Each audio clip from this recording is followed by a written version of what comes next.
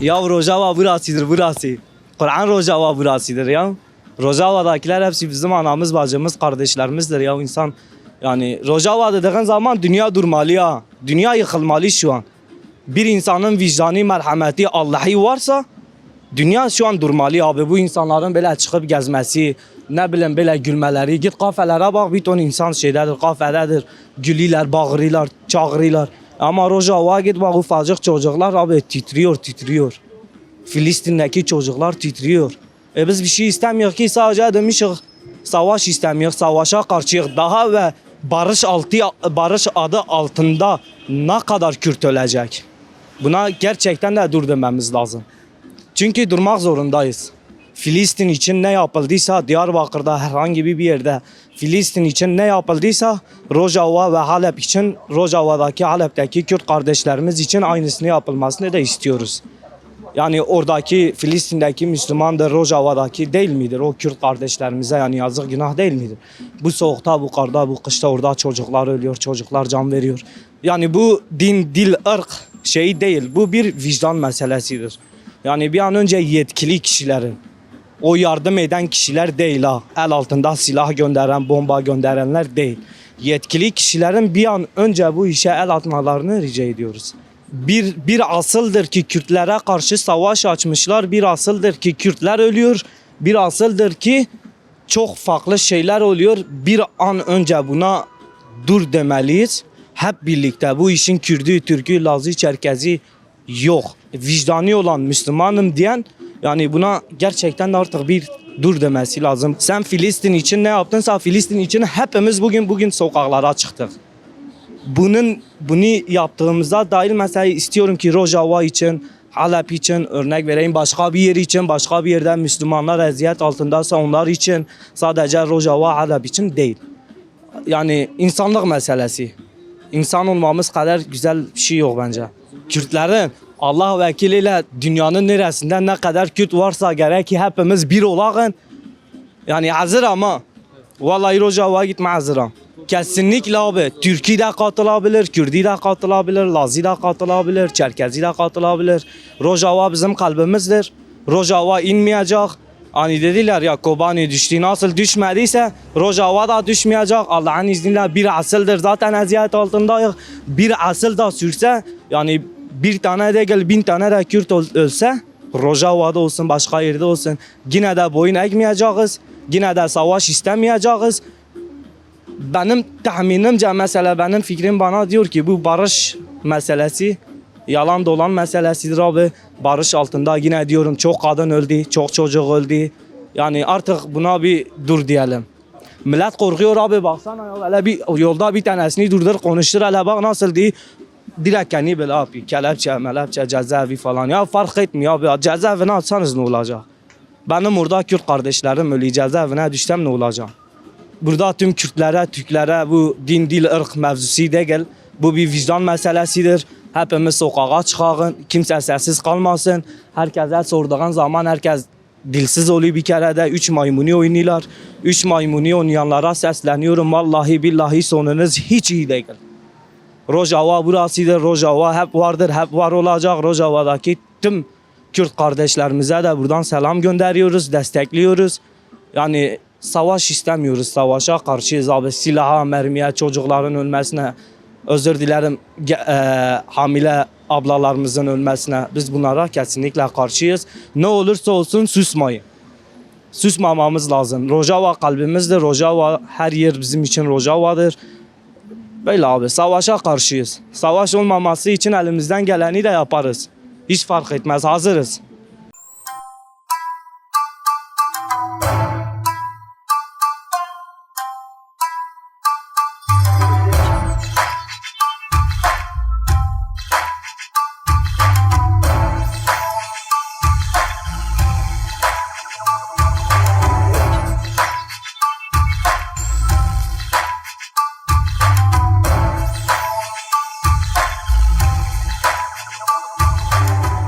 جي وي all over ولا جي روزوفا بوجا توجا سري مي لا بترو كاتي ما كاس كرموس ونون ياك حيو نون ياكش او هرب ياك بياك بروكش حموكش بيخو بياك كش بستو كش برو بستو روزوفا بيرن Birliğine Rojava'yı la destek bedeni, nonki, ovki, bratıştek bedeni, destek bedeni. O varna bu da hazım beriş govadini beriş go mugo gada gulti kusten. Bire ki onkiş gede o itim mona. Düğünü video tuşla kış paylaşım var kan düğü Rojava o kız mola kola tefrun üstüne de beşen. Dawla Rojava o bu da ne var ibra beni. Herkes kida sibo ve cevap.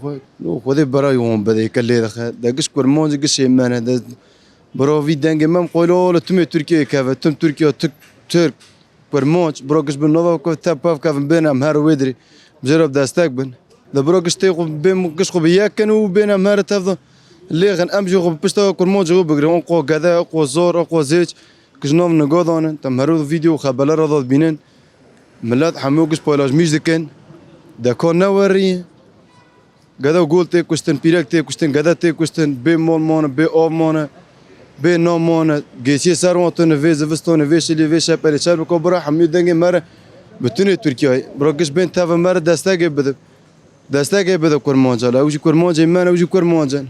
Evet, tepkimiz kınıyoruz. Başta Kürt halkı her coğrafyada her yerde zulma uğruyor. Haksızlığa uğruyor. Öldürülüyor. Yanlış buluyorum. Yanlış buluyorum. Yani çünkü Türkiye'deki Kürtler, oradaki Kürtler bir farkı yok zaten. Kürtler birdir. Coğrafya ayrı olabilir ama Kürtler birdir. Yani o coğrafyada Irak olmadan, Suriye olmadan Kürtler o coğrafyadaydı. Yani ya asıl sahibi Kürtler de oranın. Irak'ta olmadan, Suriye'de olmadan Kürtler o coğrafyada vardı. Onlar daha sonradan geldi. Ya birlik olması gerekir. Birlik olmasını istiyorum. Irak'taki Kürtlerde, İran'daki Kürtlerde, Türkiye'deki Kürtlerde birlik olması gerekir. Evet, yani şimdi şöyle, zulmün hiçbir ırka yönelik olmaması gerekiyor. Yani birazcık Kürt halkı olduğu için biraz sessiz kalındığını düşünüyorum, ben kendi adıma söyleyeyim. Bir Kürt olarak söylüyorum. Ama bir Kürt'ün hani bu şekilde Kürtler daha çoğunluk sessiz kaldığını düşünüyorum. Mesela Filistin'le bu kadar, ben demiyorum hani Filistin vesaire falan, Doğu Türkistan, Türkmenistan daha doğrusu. Onlar için bu kadar ses çıkarken neden Rojava için bu kadar ses çıkarılmıyor? Çok hala şaşkınım. Hala yeterince her şey tarafından yeterince ilgi gösterilmediğini düşünüyorum. Böyle yani. Yani şöyle, Kürtler olarak ben kendi adıma konuşayım. Ben Kürt-Türk kardeşliğine yönelik hani o bağ var aramızda, Kürtler için söylüyorum ama bir Türk için aynı şeyi söyleyemeyeceğim. Çünkü Türkler Kürtlerin baktığı bakış açısıyla bakamıyor maalesef. Ben öyle düşünüyorum. Şimdi bir sürü ırkçılığa da maruz kalacağım galiba. Biraz daha dirençli olmaları lazım. Kürt olduklarını hatırlamaları lazım. O bilinçli olmaları lazım açıkçası. Rica ederim. Kolay gelsin.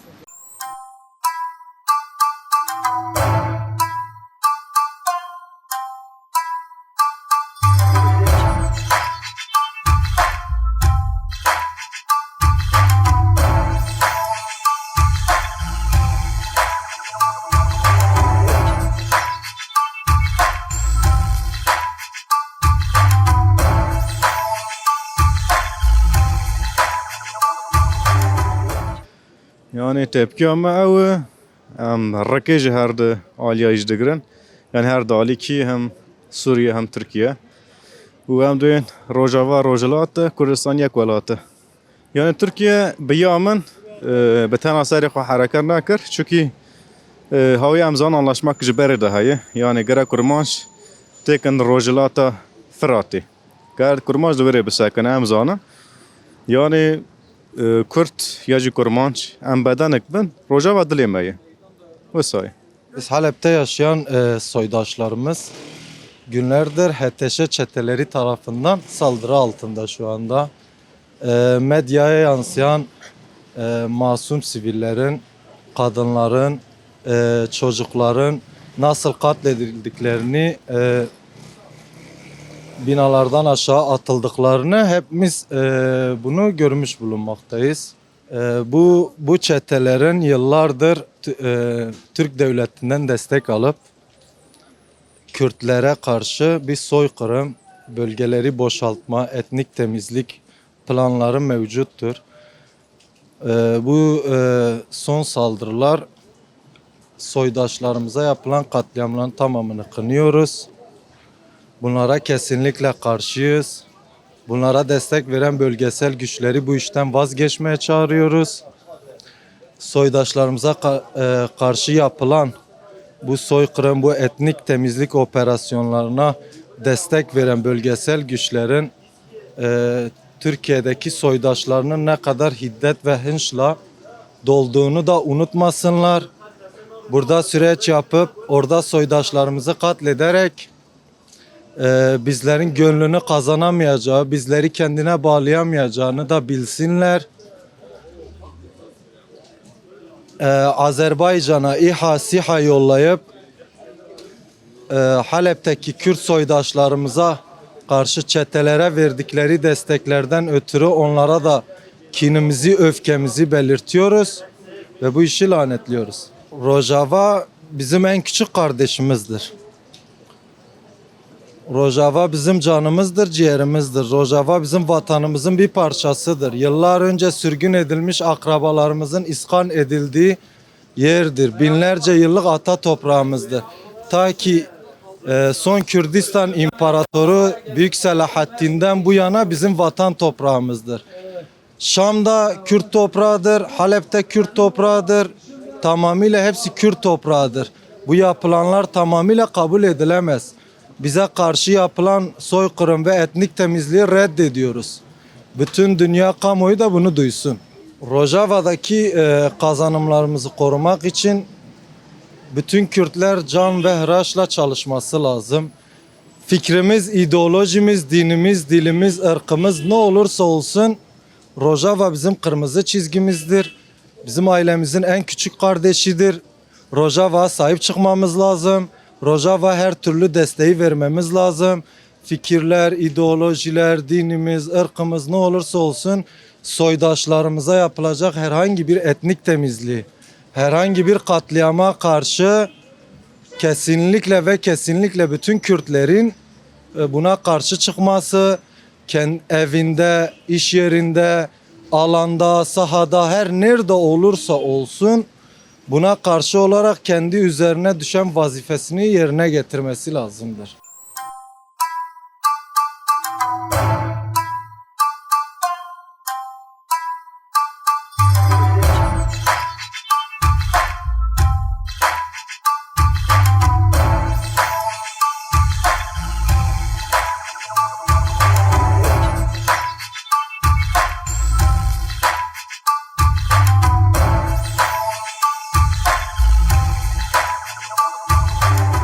Eğer ki bunlar Kürt kavmi olmasaydı, başka bir ırk olsaydı dünya ayaklanmıştı.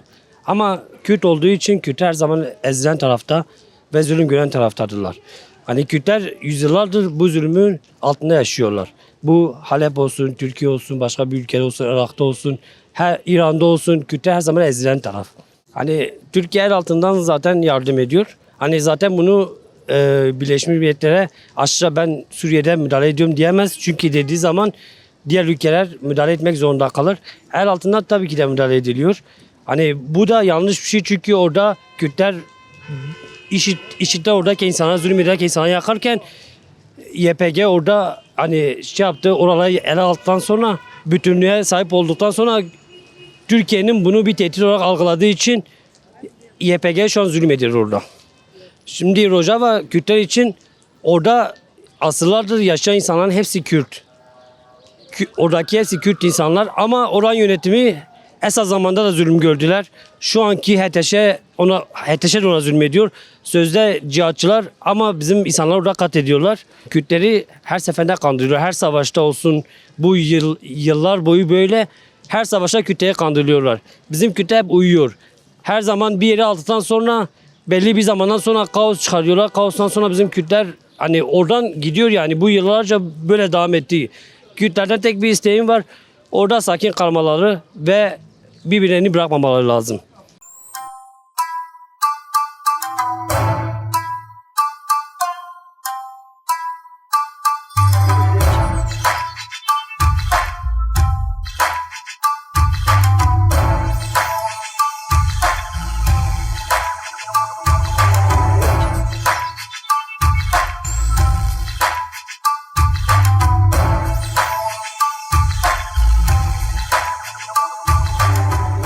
Yani şöyle söyleyeyim, gerçekten de vahim ve şu anda savaş kurallarına uyulmayacak kadar bir zulüm var.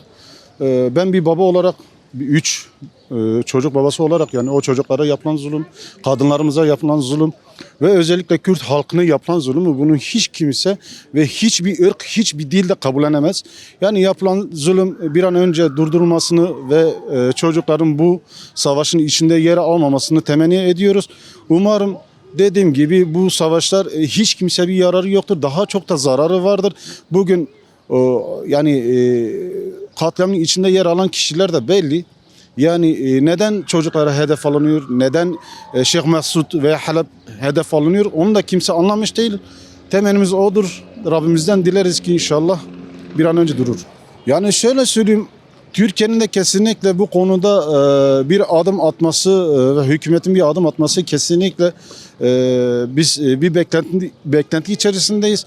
Yani Türkiye'nin gerçekten de bu konuda neden halen de sessiz durumda ve neden halen de çocukların katliamı ve kadınların katliamını izlemektedir.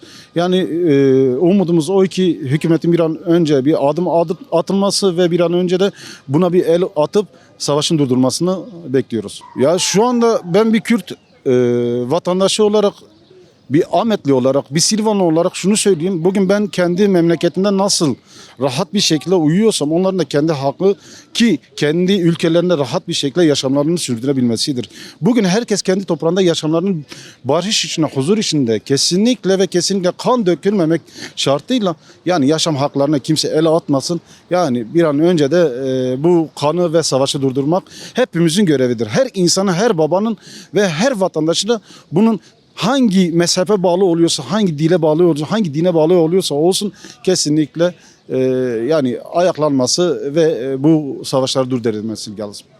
Yani biraz önce dediğim gibi bugün bir birey kendi toprağı için, namusu için baş kaldırması gerekiyor ve orası senin ana vatandır. Yani ana vatanın korunması herkesin görevidir. Yani şunu sadece dile getirmek istiyorum. Bugün çocukların tekrar da kadınların savaşının içinde yer almaması, yapılan zulümler hiç kimse, hiçbir insan bunu kabullenemiyor. Desteklemek sonuna kadar ardında onların arkasında olmak, korumak, kollamak. Yani elimizden başka bir şey gelmiyor. Ne yapabiliriz ki? Türkiye'nin tavrı zaten bellidir, ortadadır. Ortada yani. Türkiye hiçbir şey yapmıyor. Ne yapıyor? Kendi halkına bir şey yapmadı. Bir de onlara mı bir şey yapacak? Nasıl yani? Kardeşlik, barış, özellikle öncelik kadınlar, çocuklar. Yani bizim için onlar önemlidir. Ben bu şeye de katıldım yani. Tepkim büyüktür. Kınıyorum. Yani bu insanlar, bu çoluk çocuk, bu çocuklar özellikle. Yani çocukların hali hal değil. Ölüyorlar. Hepsini öldürüyor. Katliamdır. Bu zulümdür. Katliamdır. Başka bir şey değil. Yani söyleyecek laf bulamıyoruz artık.